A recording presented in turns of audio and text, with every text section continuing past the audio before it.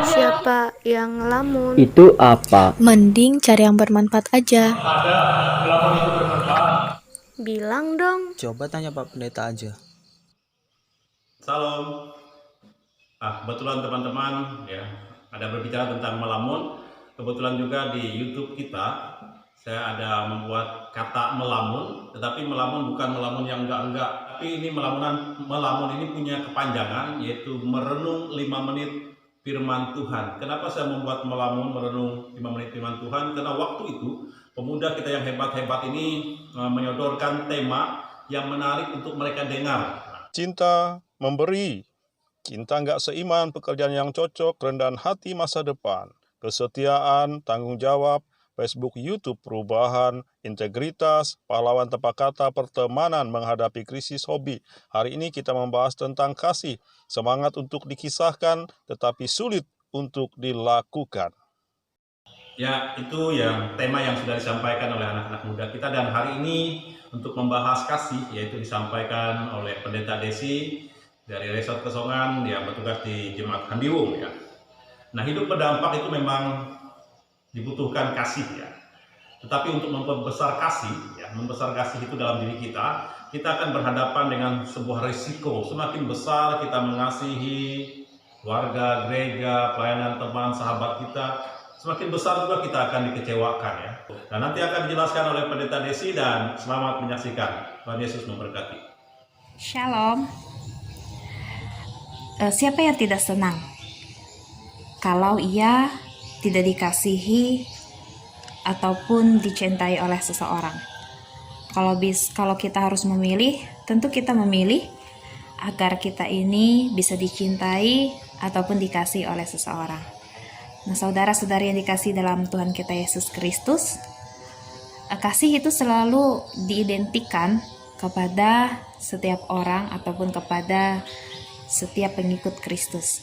Mengapa dikatakan demikian? Memang kasih itu memiliki arti yang begitu sangat luas, sehingga dengan cara apapun kita bisa sungguh-sungguh begitu luar biasa mengasihi Tuhan kita Yesus Kristus. Ada suatu keteladanan yang ia berikan kepada kita sekalian pada saat ini.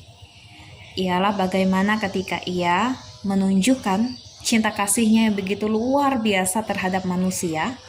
Ia telah memberikan nyawanya untuk menebus setiap dosa kesalahan yang telah manusia lakukan.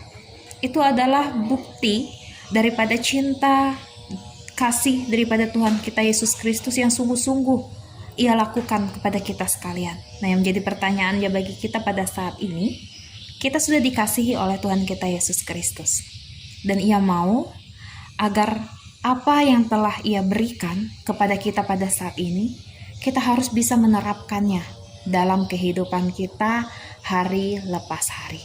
Yang menjadi pertanyaannya bagi kita pada saat ini, sebenarnya apakah kasih itu mudah sekali diucapkan? Apakah sulit untuk dapat kita lakukan dalam kehidupan kita? Nah, saudara-saudari, sebenarnya kalau kita mau melakukan kasih itu dalam kehidupan kita hari lepas hari, itu sangatlah mudah. Karena mengapa? Kita harus meminta kepada Tuhan kita Yesus Kristus hati yang tulus ikhlas, agar kita bisa mengasihi saudara-saudari yang ada di sekitar kita. Kita bisa mengasihi musuh-musuh kita. Kita bisa mengampuni orang-orang yang telah menyakiti kita. Kita senantiasa diajarkan untuk terus meminta petunjuk, agar Tuhan kita Yesus Kristus bisa membimbing kita, agar kita bisa memberlakukan itu dalam setiap kehidupan kita hari lepas hari. Tanpa bimbingan daripada Tuhan kita Yesus Kristus, kita tidak akan bisa untuk dapat menerapkan kasih itu dalam kehidupan kita.